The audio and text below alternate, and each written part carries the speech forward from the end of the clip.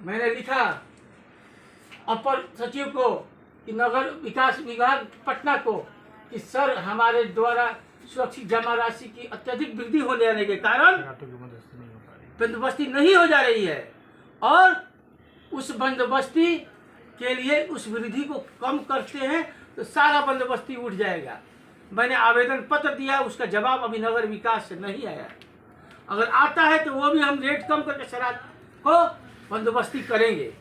मैं बता दूं होता क्या है, बंदोबस्ती का रेट मैंने प्रेस में दिया है। बंदोबस्ती वाले जो बार बार हमारे डिप्टी मेयर साहब प्रतिनिधि साहब बोल रहे हैं कि घोटाला, तो जहाँ पे कार्य हो रहे हैं क्या उनके आप डिप्टी मेयर साहिबा को कहीं जाकर घूमते देखे हैं? कल को मेरी पत्नी जो कि महापौर हैं वो लगातार उस कार्य को घूम रही है, कहाँ गलत हो रहा सही हो रहा लगातार देख रही हैं। लेकिन डिप्टी मेयर का पति या वो कहीं आप घूमते देखे हैं आप? उनको तो दिमाग में बैठा है, वो होटल में बैठते हैं और केवल वार्ड पार्षदों को इकट्ठा करके वैसे बात पर तो झूठ बोल के इकट्ठा किया जाता है जो कि उनको कोई लेना देना उनसे नहीं है। वैसे पार्षद को बुलाते हैं और प्रेस प्रेजेंट करते हैं। वो किसी साइट पर घूमते जाके देखे हैं? आपको बता दें, पुलिस लाइन का जो अश्विनी होता है वो विभागीय नहीं होता है, वो टेंडर के द्वारा लिया जा चुका है। वहाँ पर मुझे पता चला, मैंने नागरिक से इसकी जांच कराई। वहाँ पर जो टेम्पू का किराया 15 रुपये लेना पड़ता है, वहाँ पर 50 रुपये नाजायज तरीके से लिया जाता था। मुझे ये संज्ञान में मेरे आया, मैंने नगर उपसर को बोला और उस पर जांच हुई, उसको नोटिस गया है और रद्द करने की बात हो रही है। लेकिन सरकार का प्रोसेस है, उसके बाद ही रद्द होगा। मैंने आज प्रेस विज्ञप्ति में यह डाला है कि किस चीज़ में कितना पैसा लगा है। शराब की जो वसूली होती है, अगर वहाँ ज़्यादा वसूली होती है तब जाके मैं गुनहगार हूँ, तो गुनहगार हूँ, लेकिन वसूली करने वाले दूसरे लोग हैं, उस पर मैं कार्रवाई नहीं करता हूँ तब गुनहगार हूँ। और क्या क्या रेट लेना है उसका प्रेस विज्ञप्ति मैंने डाल चुका हूँ। उसके बाद क्या है, विज्ञापन में कुछ खबर मिला है कि विज्ञापन में के जो टेंडर लिया है लोग, उनके द्वारा भी व्यवसायियों से ज़्यादा पैसा लिया जाता है। उसके लिए भी मैंने रेट विज्ञापन में पेपर में देकर रेट ओपन कर दिया कि ये रेट है और इस पर भी कार्रवाई होगी। विज्ञापन में भी जो रेट बेसी पैसा ले रहा है उस पर भी कार्रवाई होगी। और शहरात के अंदर बहुत सारे सुलभ शौचालय आते हैं जो कि लगभग बंद पड़े थे, आप तो सबको पता है। सारे शौचालय को मैंने चालू करने का काम किया हूँ, मैं जल्दी सारे शौचालय को चालू करूँगा। अब बताइए, एक बहुत बड़ा मार्किंग का चीज़ है, सोचने वाला चीज़ है कि अगर यहाँ भ्रष्टाचार ही होता तो 1 साल के अंदर जहाँ 3 करोड़ 43 लाख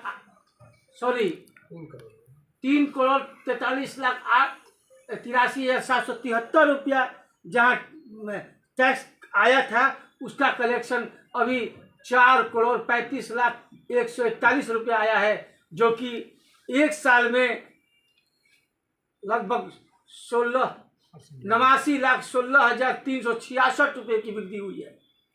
मात्र 1 साल में सोच सकते हैं कि 89,16,000 इतनी बड़ी रकम का वृद्धि हुआ टैक्स में, और इसमें नगर निगम को फायदा हुआ है। अगर यहाँ भ्रष्टाचार होता तो क्या यह फायदा दिखता? इसका भी हम एक कॉपी आपको दे रहे हैं। ये फायदे हुए हैं। तो भ्रष्टाचार किसको कहते हैं? कर्मचारी का वसूलने का काम है। कर्मचारी, यहाँ के कर्मचारी लोग शराब वसूलते हैं। अब यहाँ के कर्मचारी जो कि रसीद काटते हैं, टैक्स कलेक्शन करते हैं, उनके द्वारा होता है। इसमें मैं कहीं नहीं हूँ, यह नगर आयुक्त और कर्मचारी का चीज़ था। लेकिन बार बार मुझे घसीटा गया था है। क्यों पता है आपको? क्योंकि उनका कहना है कि शराब मुझे दे दिया जाए, मैं दबंग हूँ, मैं शराब वसूल करूँगा। उनको जब चीज़ दे दिया जाता तो कोई विवाद नहीं था। वो भी एक वीडियो में मैं देखा सका रहे हैं वो कि हमको पैसा मिला था, मैंने वापस कर दिया। क्यों वापस कर दिए? आपको 70% का डिमांड कर रहे थे, कम परसेंट मिलेगा तो हम नहीं लेंगे। ऐसे वापस कर दिए। ललन जी आपने कमीशन का बात उठाया है। कहा था कि हमको कमीशन मिला था। मैं आपके माध्यम से एक चीज और बताना चाहता हूँ। कमीशन का रेट क्या है ये भी आप बता दें आपको मैं एक चीज और बताना, आपके माध्यम से तमाम यहाँ के ठेकेदार साथियों के, जो भी हमारे यहाँ के जो टेंडर डालते हैं, जो कार्य कराते हैं, उनको आपके माध्यम से बता देना चाहता हूँ कि किसी को 1 रुपया देने की जरूरत नहीं है। किसी को आपको 1 रुपया देने की जरूरत नहीं है। अगर कोई आदमी 1 रुपये का कमीशन मांगता है तो मेरे पास है, काम की गुणवत्ता होनी चाहिए, उसमें मैं कहीं बर्दाश्त करने वाला नहीं हूं। आपको 1 रुपया नहीं देना है, चाहे किसी के नाम पर पैसा मांगा जाता है। आप मुझे कंप्लेन करें और वीडियो फुटेज लेकर आए, मेरे से बात करें। डिप्टी मेयर प्रतिनिधि द्वारा कितने प्रतिशत कमीशन की मांग की जा रही है? देखिए, वो लगातार मुझसे, जब से मैं जीत कर आया हूँ, वो लगातार शरात की बात करते हैं। शरात मुझे चाहिए, शरात हमको दे दीजिए। मैं कैसे शरात दे दूंगा उनको? और इसीलिए बार बार शरात की बात करते हैं। और कमीशन बोलते हैं कि 2.5% कर दीजिए। कमीशन हमको 2.5% चाहिए। तो मैंने साफ मना कर दिया कि मैं खाऊंगा ना खाने दूंगा। मेरा यह संकल्प था। मुझे 1 रुपया नहीं चाहिए किसी की तरफ से, लेकिन काम सही होना चाहिए। मैं सब आपके माध्यम तमाम से जो यहाँ कार्य करने वाले लोग हैं, सबको कहता हूँ कि मुझे किसी को 1 रुपया देने की जरूरत नहीं है। आप काम कराइए, और किसी तरह का कोई डिमांड उनके द्वारा आता है तो मैं वहाँ खड़ा रहूँगा उनके साथ। ललन जी, डिप्टी मेयर प्रतिनिधि के द्वारा एक और मामला उठाया गया है टेंडर प्रक्रिया में बिल्कुल गड़बड़ी का, जिसको लेकर फुटेज की मांग उनके द्वारा की गई थी, अभी तक उपलब्ध नहीं कराया गया। अभी उनका ही बात कर रहा हूँ।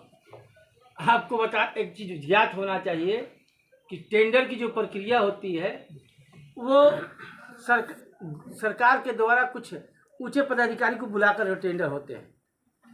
यहाँ कुछ दिन पहले टेंडर हुआ था, और उसमें टेंडर की प्रक्रिया में थोड़ा सा प्रकाश देना चाहेंगे। किसी भी टेंडर के लिए सरकार की जो प्रक्रिया निर्धारित की गई है, उसमें पहले टेक्निकल होता है, दूसरे बार फाइनेंशियल बिड होता है। टेक्निकल में कार्य की क्षमता संबंधित कागजात मांगे जाते हैं।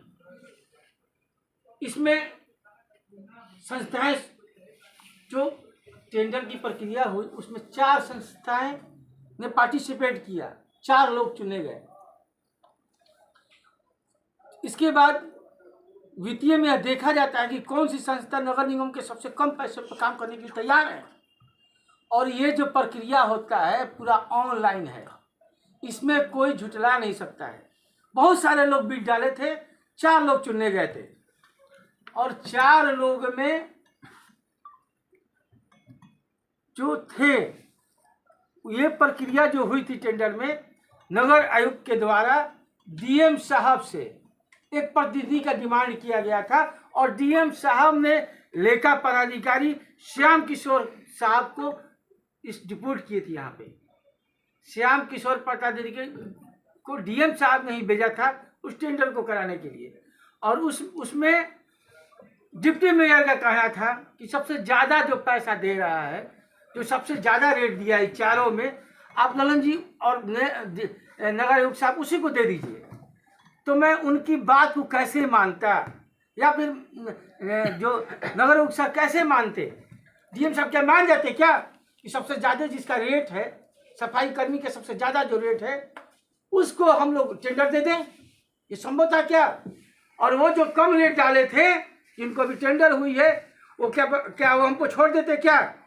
क्या आपको लगता है कि डिप्टी मेयर या उनके प्रतिनिधि को अभी उनके अधिकार और उनके कार्यक्षेत्र के बारे में कोई जानकारी नहीं है, अनर्गल बयान जारी कर रहे हैं? बिल्कुल, उनको कोई कागज से मतलब नहीं है।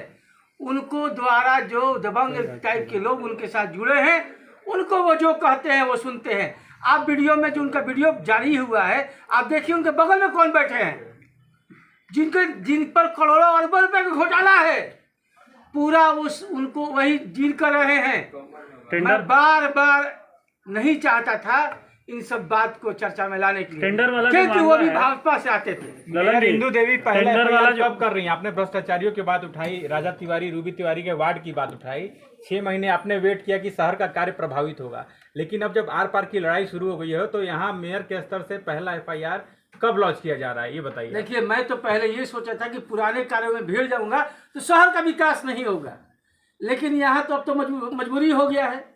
वो चाहते हैं वैसे मैं कर नहीं सकता। जनता ने मुझे जिताया है भाई, जनता ने वोट देकर जिताया है मुझे, और मैं जनता को पैसा को ऐसे लूटने नहीं दूंगा। चाहे मेरी जान चली जाए, लेकिन मैं जनता का पैसा को लूटने नहीं दूंगा। मैं सबके सामने कह रहा हूँ, और चाहे उसके लिए मुझे जो भी करना वो करूँगा, लेकिन जनता का पैसा उनको लूटने नहीं दूंगा। मैं तो ये समझता था कि हमारे पार्टी से आते हैं, पार्टी से रिश्ता रखते हैं, तो मैं उनको बारे में अगर जनता से कहूँगा तो मेरी पार्टी की बदनामी होगी। लेकिन जब बार बार द्वारा उंगली उठाया जाने लगा तो मैं वो फुटेज भी दूंगा और रिकॉर्डिंग भी दूंगा आप लोगों को। क्या आपने इस संदर्भ में अपने वरीय जनप्रतिनिधि यानी कि सांसद और विधायक से भी इस बात को लेकर जिक्र किया, चूंकि आप चारों लोग एक ही दल से प्रतिनिधित्व करते हैं? देखिए, मैंने अभी चूंकि उनके द्वारा उनके बिना जानकारी दिए इस तरह का बात मीडिया में आए, तो मेरा भी फर्ज बनता कि नहीं तो मुझे जनता समझ लेगा कि यही गलत है। तो मैंने अपनी बातों को रखना मुझे जरूरी समझ में आया। उसके बाद अगला आवेदन मैं SP साहब और DM साहब को दूंगा, और उसके बाद हमारे विधायक और सांसद को भी ये आवेदन दूंगा। और मैं एक चीज़ और बता देना चाहता हूँ कि उनके द्वारा जो योजना तरीके से जो बताया जा रहा है, उनको कुछ चीज़ जानकारी नहीं है। वो पूर्व के जो महापौर प्रतिनिधि हैं, उनको जो कहते हैं वो चलते हैं। कागज कलम से उनको कोई मतलब नहीं है। वो ना कागज देखते हैं ना जानते हैं, वो जो मन में आए वो बकते हैं, और वो जो चाहते हैं वैसा मैं होने नहीं दूंगा। जल्द ही मैं उनको यहाँ आने का ही मौका नहीं दूंगा, क्योंकि वो दबंगों के साथ बैठा सोचती हैं। उनका एक और आरोप है कि मेयर साहिबा टेंडर प्रक्रिया में नहीं रहती हैं और मेयर और इंजीनियर दोनों को सिग्नेचर हो जाता है। सुनिए, सबसे पहले बता दूं कि टेंडर जब होता है, एक लंबे समय तक वो टेंडर था, उसमें कभी आती थी कभी जाती थी। हो सकता है कुछ देर के लिए वो कहीं गई हो, उसके बाद फिर वापस आई हो, तो वो साइन हो जाता तो क्या गलत हो गया? टेंडर हुई और उसका साइन मेयर की, इंजीनियर की, घूम के आया लोग, उसके बाद बैठ के साइन किया, तो वो गलत हो गया? उसका प्रक्रिया ऑनलाइन था, वो कैसे गलत हो गया?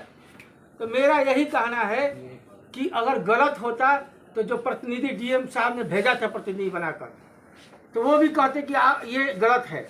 लेकिन ये सबको पता है कि ये ऑनलाइन प्रक्रिया था, और इसमें सारे चीज़ को ऑनलाइन था। इसमें कोई झुटला नहीं सकता था, किसी तरह का उसका बयान ही गलत है, उसको कुछ पता ही नहीं है। वो तो जो गलत आदमी के साथ बैठकर उनके इशारों पर वो चले रहे हैं, और मेरे पास सारा प्रमाण है। दैनिक अखबारों में जो खबर छपी थी उसका क्या, उसी मामले को लेकर आज मैं दैनिक अखबार को भी यह प्रेस विज्ञप्ति दूंगा, और इन सारे मुद्दे पर उसको डिटेल दूंगा, ताकि उन जो दैनिक अखबार देखते हैं उनको भी पता चले कि हमारे द्वारा आज जो विकास के कार्य में तेजी होना चाहिए था, और स्लो क्यों है, उन्हें भी जानकारी होना चाहिए। क्योंकि पूर्व में जो बैठे थे, पूर्व ने घोटालों को घोटाला किया, आज वही चला रहे हैं, वही डिप्टी मेयर को चला रहे हैं। आप वीडियो में भी देख सकते हैं, जो उन्होंने वीडियो जारी किया है वही बैठ के चला रहे हैं, बोल नहीं रहे लेकिन चला वही रहे हैं। तो आप समझ सकते हैं कैसे मैं काम कर पाऊंगा। तमाम मैं जनता से अपील करूंगा कि आप ऐसे प्रतिनिधि को, डिप्टी मेयर प्रतिनिधि को चिताइए कि आप ऐसे गलत बयान ना दें, क्योंकि मैं काम करने के लिए आया हूँ। मेरा एक ही सिद्धांत था, भ्रष्टाचार मुक्त काम होगा, और इस काम में मैं लगा था। ऐसा नहीं कि मैं काम नहीं किया हूँ। आप देख सकते हैं मेरे द्वारा अभी 24 यूनियन में काम लग चुका है महिलाओं के लिए। जो यूनियन की जो परेशानी था शहरों में, 24 यूनियन में काम लग चुका है, और लगभग 40 योजनाओं अभी लगातार चल रहा है। पूरे 45 वार्ड में लगभग 7 करोड़ की योजना जा चुका है। कल लॉटरी होने वाला है, सब जगह काम लग रहा है, और सब जगह गोपाली चौक पर नाले बन रहे हैं। SP आवास के सामने रोड ढलाई हो रहा है। शहर में लगभग जगह पर काम लग रहा है। थोड़ा सा हमें विफलता मिली है। जो आज नाले की सफाई हो रहा है, क्या आप लोगों ने देखा है ऐसा सफाई कभी हुआ था? जो आउटफॉल नाले का सफाई कभी हुआ था? पूरे जनता देख रही है। और जो कार्य है जो आज रामगढ़िया से लेकर स्टेशन तक रोड बन रहा है, नाले बन रहे हैं, क्या कभी ऐसे नाला काम हुआ था? अनेकों कार्य हो रहे हैं। रामगढ़िया के अंदर रोड ढलाई हुआ, कटिरा के पास एक गली की ढलाई हुई, ऐसे सैकड़ों काम चल रहे हैं।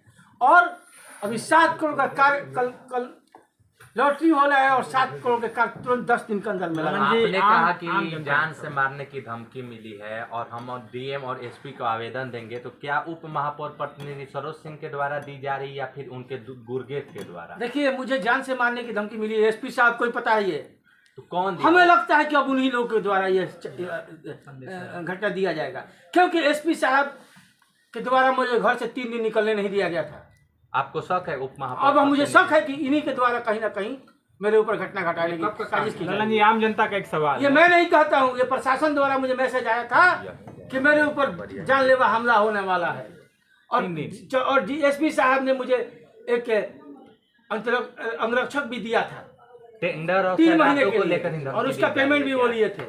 लेकिन अब मुझे शक हो रहा है कहीं ना कहीं इनके द्वारा ही मुझे जानलेवा हमला कराया टेंडर है। और सैरातों को लेकर धमकी दी जा रही है या कुछ और? बिल्कुल, मुझे शुरू से ही, प्रथम दिन से ही, जितने आने के बाद जब हम लोगों ने इस ऑफिस में कार्यालय में बैठना शुरू किया, तब से ही मुझे इस तरह एक आम जनता का सवाल है। 6 महीने आप गद्दी पर बैठे, जनता सवाल आपसे ही पूछेगी, अगर शहर में बारिश होती है तो महापौर या महापौर प्रतिनिधि कितने ऐसे जलमग्न क्षेत्र हैं जिनके डूबने की ना गारंटी ले रहे हैं कि वो शहर में इस बार नहीं डूबेंगे, क्योंकि आरा शहर हर बार डूबता है। देखिए, आरा शहर में तो लगातार मैं कार्य कर रहा हूँ। अनेकों ऐसे नाले का उड़ाई से आप समझ सकते हैं कि कितनी प्राथमिकता से मैंने उस पर ध्यान दिया। लेकिन अभी जो प्रॉब्लम आएगा, जो नहर देख रहे हैं आप, नहर में माननीय आर.के. सिंह के द्वारा पक्कीकरण हो रहा है, वैसे इलाकों में मैं डूबने से नहीं बचा पाऊंगा, क्योंकि उस पक्कीकरण मैं डीएम से आज बात करने वाला था, आप लोग जाने भी वाले थे, लेकिन चूंकि मैंने उनके वीडियो देखकर सोचा कि पहले मैं प्रेस कर लूँ, उसके बाद डीएम साहब पर जाऊँगा। कल मैं डीएम साहब पर जाऊँगा, और वैसे नहर वाले जो इलाके हैं वहाँ के लोग को प्रॉब्लम आएगा, क्योंकि वो सारे पाइप जो नहर में पानी गिरते थे वो पाइप टूट चुके हैं, तो वैसे वहाँ पर वो प्रॉब्लम आ सकता है, जल जमा हो सकता है।